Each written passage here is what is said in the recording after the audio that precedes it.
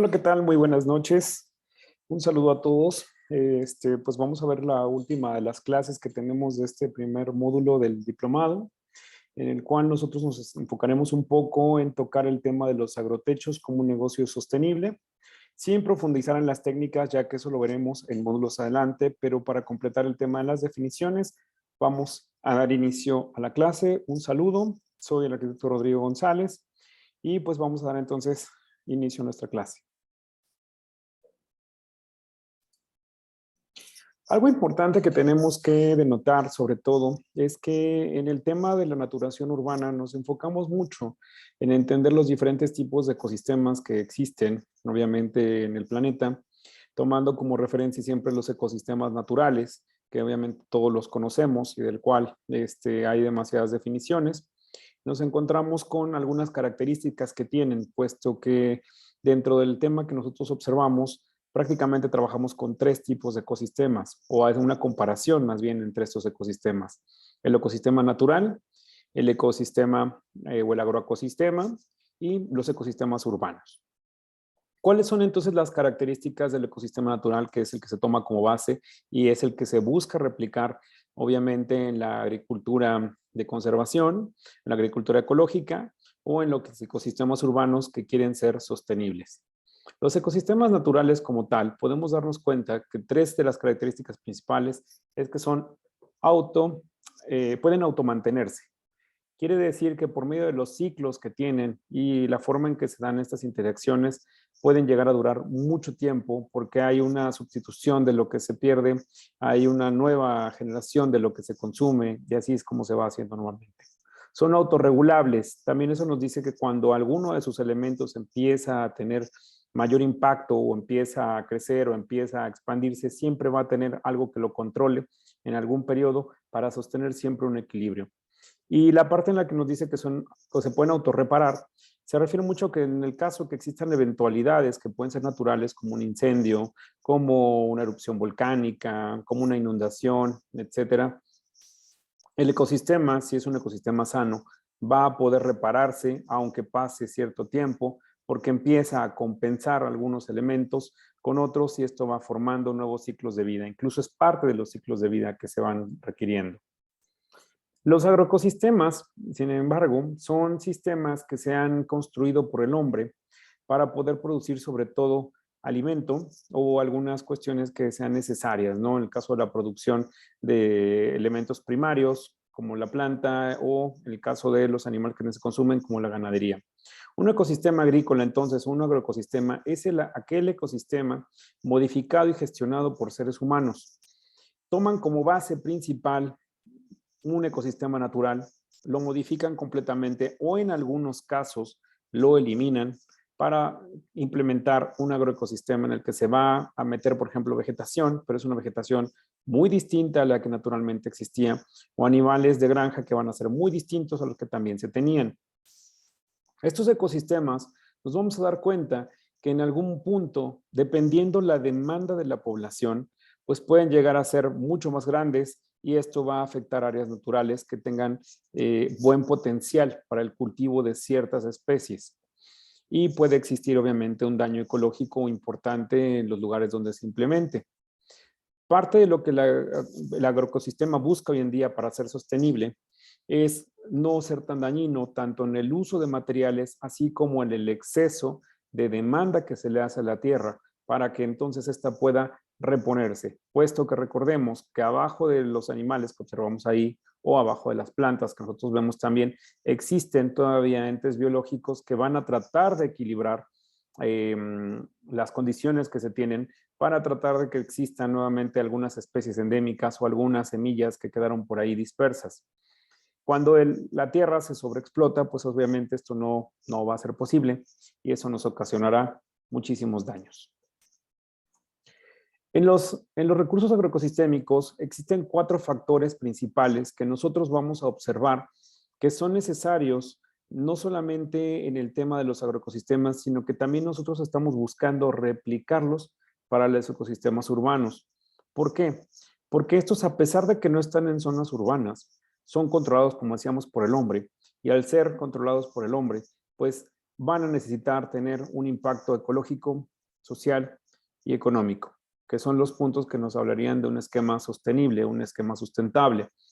Entonces, la problemática que se tiene en los ecosistemas urbanos cuando se replica la agricultura urbana es que muchas veces estos 4 puntos no se toman en consideración. ¿Qué quiere decir esto? Que la agricultura urbana la observamos como una potencial herramienta para poder producir ciertos alimentos y evitar obviamente un desgaste excesivo de las áreas naturales que fueron convertidas en agroecosistemas, o hablan de un consumo más responsable, o que la calidad de los alimentos incluso es mejor, porque no tiene obviamente pesticidas y algunos otros elementos que se usan en la agricultura convencional o industrializada, o que el alimento tampoco fue forzado a crecer, como en el caso de los animales, por medio de hormonas o algunos otros elementos que van a poder producir en algún momento algún daño a la salud del ser humano. En la agricultura entonces urbana, lamentablemente, por lo que a veces no se logra un éxito rotundo, independientemente de que se cultive en un techo, o se cultive en una maceta o en un traspatio, nos vamos a encontrar que los puntos que normalmente observamos que sí se utilizan son, por ejemplo, la parte vegetal. La parte vegetal y el recurso humano, que en este caso estamos hablando de cómo nosotros vamos a trabajar nuestro huerto. Al no considerar la recuperación de capital y los recursos de producción, que son los otros 2 factores, hay una diferencia muy grande entre un agroecosistema y una agricultura urbana. En el caso de la agricultura urbana, es 100% dependiente del recurso humano, el que pueda darse o no, y tomando en cuenta los recursos naturales, también nos estamos dando cuenta que, pues si las condiciones de los microclimas que nosotros tenemos son favorables, el producto va a ser viable, y de no serlo nos encontraremos con algunas plagas, algunas enfermedades que nos harán perder obviamente lo que nosotros queremos producir. Y al no existir un recurso capital de recuperación, pues muchas veces si nosotros compensamos cuánto nos cuesta una lechuga en un supermercado y cuánto nos cuesta producirla en un cajón de huerto de cultivo, en un huerto urbano, pues muchas veces el tiempo que se lleva es mayor para poder tener desde la semilla hasta la cosecha. Pueden pasar 2 a 3 meses para tener una lechuga, y nosotros normalmente no consumimos una lechuga cada 2 o 3 meses. La estamos consumiendo varias veces a la semana. Y esto hace que en muchas ocasiones el tema de la agricultura urbana se quede como algo socialmente positivo por los valores que infunde el manejo de la tierra, el tener un culto hacia la naturaleza, el poder producir algún alimento que sepa diferente a lo que normalmente tenemos, pero no es sostenible. Eso es algo que quiero aclarar muchísimo. Cuando nosotros queremos hacer uso de un huerto urbano y nos interesa que sea sostenible o sustentable, sí tenemos que considerar los 4 factores que observamos aquí: recursos naturales, recurso humano, recurso capital y recurso de producción. En el caso del recurso natural, para que nos quede un poco más claro a qué se refiere esto del recurso natural, pues básicamente son todos los elementos que provienen de la tierra, el agua, el clima, la vegetación. O sea, los factores que van a permitir tanto desde la semilla como el ambiente que rodea la semilla, que las plantas se puedan desarrollar de una manera eficaz, eficiente, y logren llegar a un punto en el que puedan desarrollarse. Lo ideal sería que puedan reproducirse y así autoestablecerse en el lugar en el que se van dejando. Estos recursos, cabe mencionar que en algunos casos no son suficientes para poder producir todo lo que nosotros necesitamos, como por cuestiones de clima, quizás hace mucho frío o quizás exista mucho calor, y van a tener que ser controlados. Cuando me refiero a controlados, estamos hablando ya del uso de invernaderos y otros medios que van a modificar el ambiente en el que se encuentra la vegetación, y que son condiciones muy distintas al que en exterior están en una zona abierta. El recurso humano, literalmente, lo podemos ver que aunque exista mucha industrialización en este sistema, pues es un factor que va a determinar el éxito o el fracaso de un cultivo. ¿Por qué? Por el conocimiento que tienen algunos elementos técnicos, la experiencia empírica que tienen los campesinos, tanto para el manejo de la planta como para poder reconocer los periodos que incluso históricamente se tiene de cuándo llovía, cuándo debía sembrarse algo, cuándo hay cosecha, cuándo no debe sembrarse, y algunos otros factores que normalmente se tenían ya por herencia y se transmitían de campesino a campesino. El recurso humano para nosotros es fundamental porque los techos que pueden utilizarse tanto para comestibles, que en este caso son los agrotechos, siguen dependiendo 100% del factor humano, no solamente en el manejo, sino que al estar dentro de los ecosistemas urbanos, pues hay una convivencia completa y directa entre el habitante y la vegetación que nosotros queremos cultivar. El recurso capital, si bien no es considerado, como decíamos, en los ecosistemas urbanos, y cuando implementamos un huerto urbano como tal, es el factor que a nosotros nos permitiría sostener las actividades que nosotros estamos haciendo, más allá de pensar que el dinero va a ser lo que nos va a permitir a nosotros iniciar un proyecto de huerto urbano. ¿Qué quiere decir? Que en muchas ocasiones, cuando nosotros cotizamos o buscamos materiales para hacer nuestros huertos, existe también esta fase en la que nos dicen que podemos reciclar. El reciclaje contribuye obviamente a muchos factores de sostenibilidad. Sin embargo, necesitamos saber qué tan viable es capitalmente hablando el producir, por ejemplo, lechugas en una llanta o producir lechugas en un envase de PET reciclado de refresco o en algún contenedor metálico que pueda reutilizarse.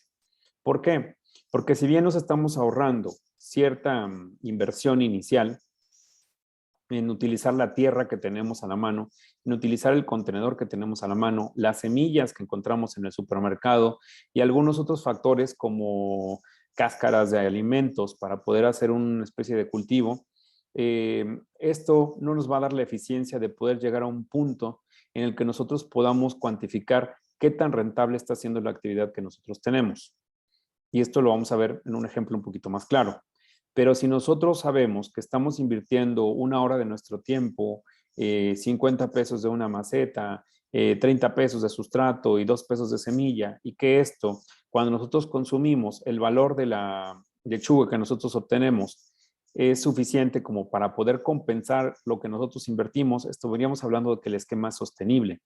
De lo contrario, es una actividad de pasatiempo que en algún momento, lamentablemente, podríamos dejar si existe alguna otra necesidad imperiosa en la que no nos quedemos sin trabajo o pues ya nos requiera más tiempo algún familiar y esta actividad la estaríamos sustituyendo. Con los agroecosistemas, esto no sucede. ¿Por qué? Porque al ser una actividad de primera necesidad,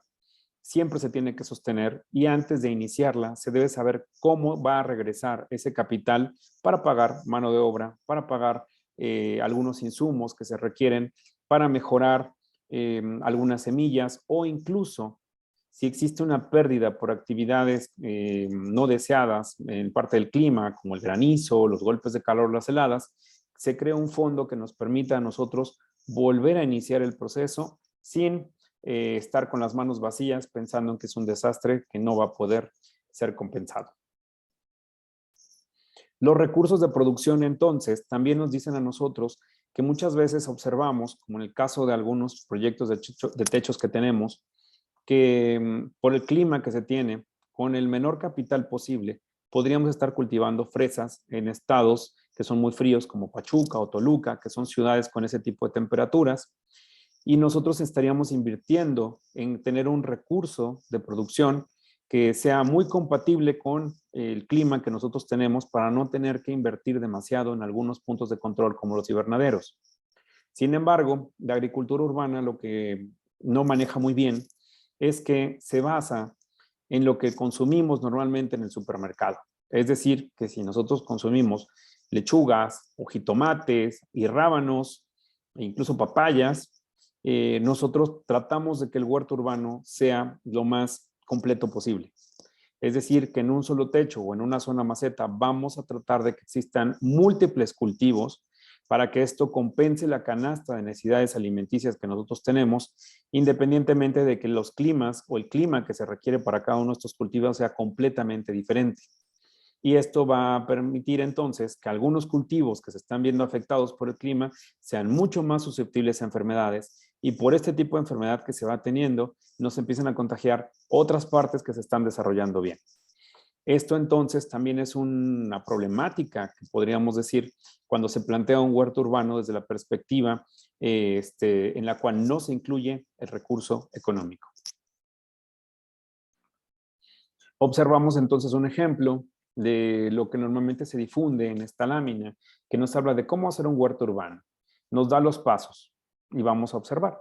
Paso 1, buscar una ubicación.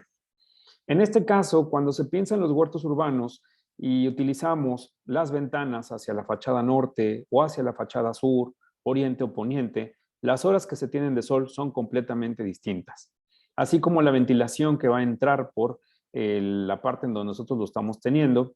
Y en muchos casos también va a haber una diferencia importante entre la cantidad de lluvia que puede caer entre una fachada norte y una fachada sur por la inclinación que la lluvia va a tener. Entonces, si nosotros elegimos una ventana, porque como en el esquema que observamos, pues, vemos que es el lugar más favorable, pero esta ventana recibe sol todo el día y nosotros queremos hacer un cultivo de lechugas o alguna planta que no sea de mucho sol, obviamente va a terminar completamente quemada. Y esto sucede, ¿por qué? Porque para nosotros las plantas no nos han enseñado qué es una planta de sol, qué es una planta de sombra, qué es una planta de resolana. Podemos nosotros comprar, incluso en el caso que fuera alguna ornamental, cierto tipo de planta, preguntar al que nos la vende, y el que nos la vende nos va a decir que es de sol, algún otro nos va a decir que es sombra y algún otro que es de resolana.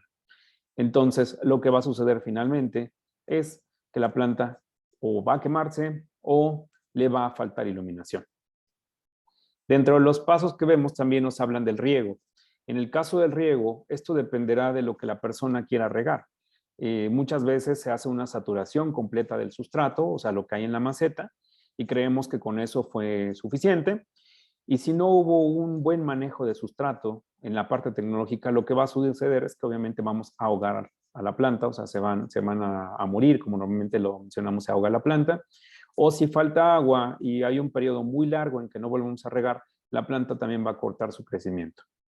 Entonces, muchas de las cosas que nosotros observamos que se van a enfocar en la planta como tal. Es decir, que después de que nosotros pongamos nuestra maceta, nos van a hacer mucho hincapié en que tenemos que aprender a cuidar las plantas, pero la infraestructura que estamos usando es completamente ajena a lo que tendríamos que hacer para tener un buen cultivo o un buen manejo vegetal. Y esto pues iba a repercutir drásticamente. Entonces los enfoques de huerto que nos hablan de cultivar se van directamente a esa parte. Planta, cultivo, riego, hago que crezca, nutro y todo lo que la planta necesita. Pero se está dejando muy de lado la parte de la infraestructura. Y en esta parte de la infraestructura es precisamente donde entra el factor económico y el factor de elemento de producción. Voy a hacer un ejemplo muy breve para que lo podamos ver de esta forma. Si nosotros vemos ese cajón de cultivo, podríamos imaginar que es un techo como tal, porque no va a existir mucha diferencia en cuestión tecnológica como lo veremos en otros módulos. Este cajón tiene un espesor muy similar al que podríamos tener en sustrato en un techo verde y podríamos cultivar exactamente lo mismo que estamos observando en este cajón, pero a mayor escala.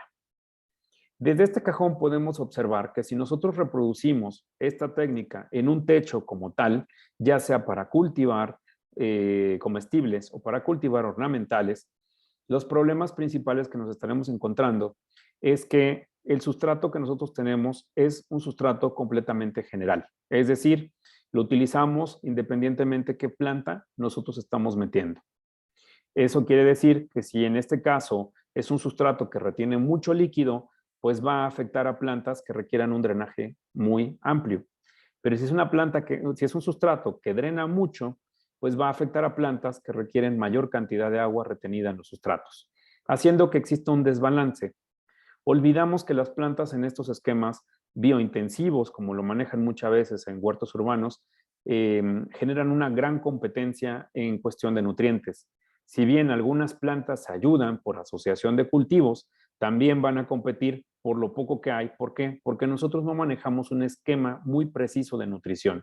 Es decir, la cantidad de comida disponible para cada planta no la estamos compensando en el tiempo necesario, ni estamos haciendo un riego adecuado para que los nutrientes puedan diluirse y cada planta, sin competir, pueda tomar lo que necesita. Nosotros, si tenemos un cultivo como este biointensivo y se nos ocurre regar hoy y después a los 15 días y después a los 20 días y después se nos pasa, las plantas van a caer en ese tipo de problemáticas en las cuales empiezan a tener más competencia o empiezan a tener elementos de desnutrición que muchas veces no van a poder compensar. Y nos vamos a preguntar por qué nuestro cultivo no funciona. Lo mismo va a suceder en el techo.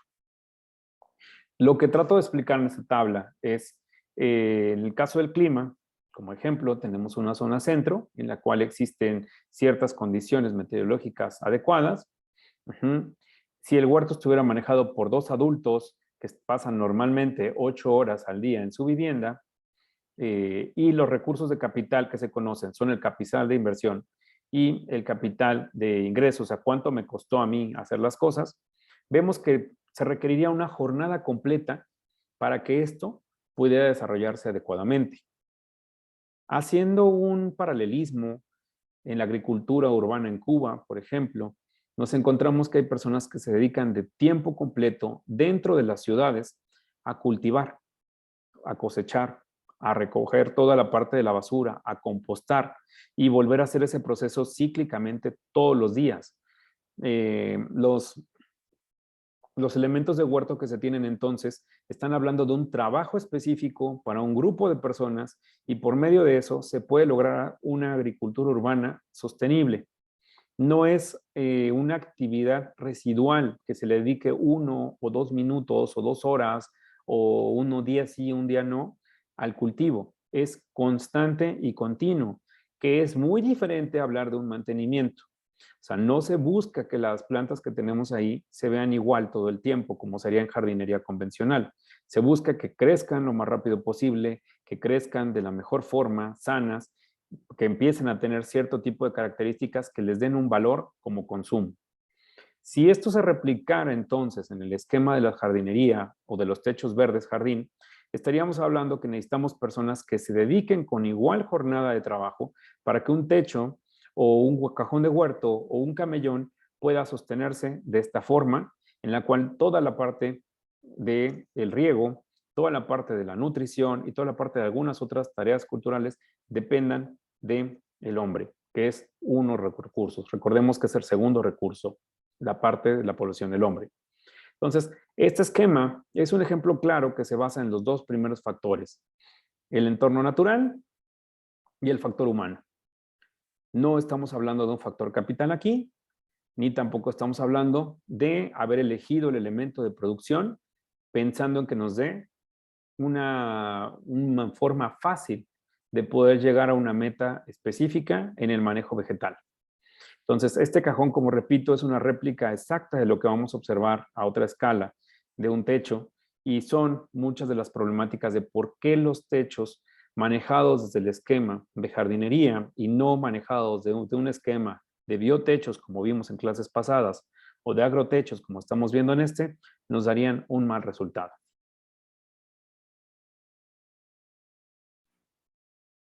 Aquí estamos observando un esquema similar, pensando en que este también sea un techo, y digo, es un cajón de cultivo,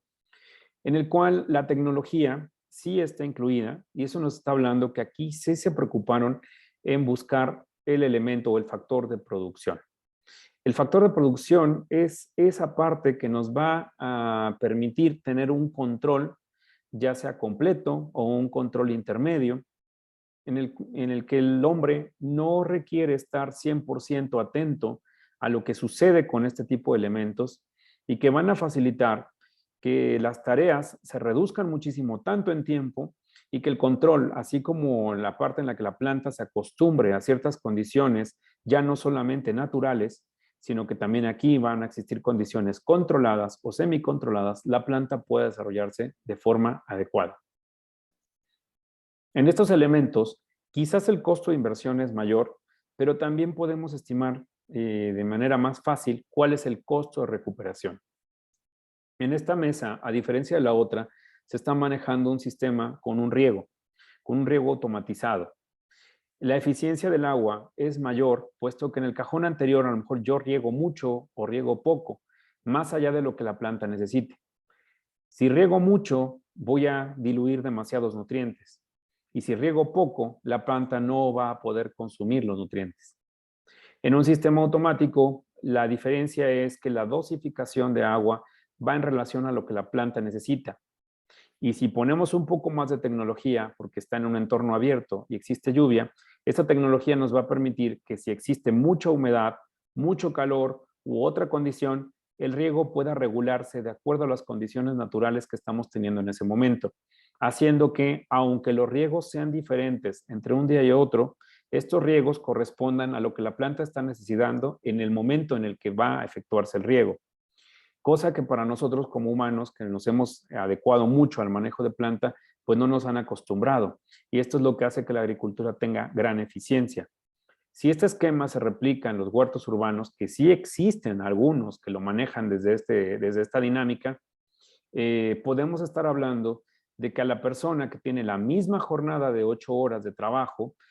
pueda tener alimentos y pueda tener manejos vegetales sanos con una jornada parcial, es decir, con mucho menos horas de las que necesitaría en las condiciones normales que se han acostumbrado a manejar en las urbes. Esto no es una tecnología desconocida en cuestión general. Quiere decir que existen muchas herramientas para poder trabajarla. No todo es hidropónico, algunas cosas solamente es fertirrigación, es decir, nutriente o riego controlado. Así como también vamos a encontrar otros elementos como iluminación, en el caso de zonas que lleguen a ser oscura en el interior, que en el caso de los techos tenemos ventaja, porque normalmente en los techos no vamos a tener un desabasto de luz, sino por lo contrario, puede llegar a un punto en que requiramos reducirlo porque puede llegar a ser demasiada luz dependiendo de lo que queramos cultivar. Pero a pesar de que toda esta tecnología existe desde hace mucho tiempo, para el ciudadano, la persona que habita las urbes de forma general, son elementos completamente desconocidos. Otro de los factores que hace que esto se detenga es que no existe, al menos en Ciudad de México, tiendas o algunos lugares donde se puedan comprar este tipo de sistemas automatizados o que nos permitan automatizar de manera fácil, y eso complica que las personas puedan conocerlo. Así de igual forma, también nos vamos a encontrar que, aunque existen muchos cursos de capacitación para manejo vegetal o huertos urbanos, la parte de la automatización o los sistemas no se enseñan y no se aplican porque se tiene la idea de la agricultura sostenible, que hablábamos que en el campo es muy benéfica porque nos va a permitir tener un equilibrio entre lo que se está produciendo y lo que se está consumiendo. Sin embargo, en la parte en la que en el campo se aplica la agricultura sostenible, estamos hablando que siguen siendo entornos modificados, pero tienen una base natural. Y esto va a permitir que la agricultura sostenible sí se logre y sí se desarrolle.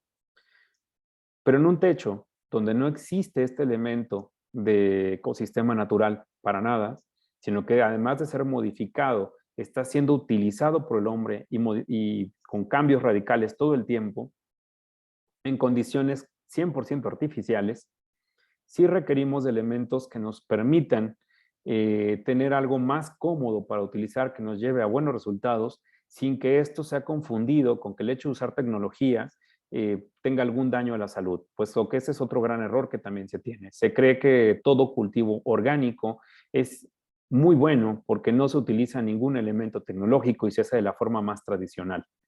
Pero recordemos que las urbes no son lugares tradicionales, no son lugares naturales, son elementos 100% artificiales en donde el agua llega de manera artificial, donde la luz sí va a llegar de forma natural, donde tenemos lluvia, pero esta lluvia también va a tener componentes muy distintos dependiendo de la cantidad de contaminación o algunos elementos en la atmósfera que se tengan, como el caso de la lluvia ácida, que pueden modificar muchas veces las condiciones de pH del suelo o de algunos otros factores y nosotros no entendamos por qué nuestras plantas, a pesar de que las regamos, las nutrimos y las cuidamos, no me están dando un buen resultado, mientras que en los viveros las plantas se veían muy sanas y muy bien. haciendo creernos que nosotros somos los que tenemos un conflicto, o sea, que no sabemos cuidarlas o que tenemos mala mano, como se dice en México, que eso se refiere mucho al hecho de no tener cierta afinidad o cierta conexión en la cual lo que toquemos lo vamos a secar. Un esquema entonces también nos dice que así como nosotros hablamos de este tipo de tecnología, cuando hablamos de agrotechos no nos referimos a que tengamos que cubrir completamente toda la superficie con sustratos y cultivar ahí, puesto que se pueden tener también mesas, se pueden tener otros elementos como macetas, pequeños cajones, dependiendo lo que necesitemos y lo que nos permita a nosotros tener una convivencia en el espacio en el que nos encontramos, pero también nos ayude a manejar diferentes necesidades que la planta requiere. Quizás en el caso 1 tenemos una mesa de cultivo con cierto tipo de irrigación, tenemos en la otra otras macetas que pudieran ser plantas que requieren mayor espesor, mayor altura, pero que no dejan y no están exentas de estar conectadas también al mismo sistema de riego, ni tampoco las que están en la parte de abajo, que quizás por luz están ahí ocultas, y aunque todas estuvieran en el mismo techo, las condiciones de iluminación están siendo distintas, la cantidad de sustrato va a ser distinta, el espacio que requieren para desarrollarse igual, pero los sistemas de riego entonces podríamos estar hablando que son la base de la parte de inversión capital y de elemento de producción que se requiere si nosotros queremos tener éxito en los proyectos de naturación urbana, llámase muros verdes, techos verdes, jardines o algún otro elemento que a nosotros nos interese tener plantas para poder tener, obviamente, para tenerlas en las mejores condiciones.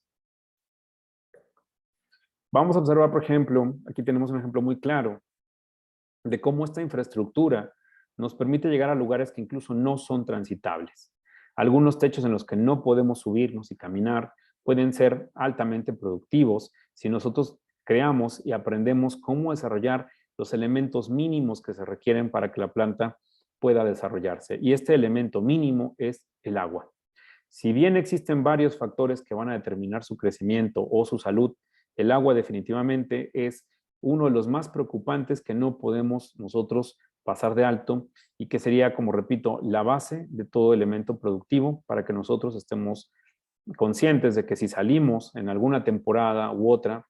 las plantas van a poder seguir desarrollándose sin ser tan dependientes de nosotros. Y esto para los techos es fundamental, porque como observamos aquí, no existen otra área en la vivienda que vemos aquí que nos permita tener las horas de luz que quizás está requiriendo nuestro cultivo.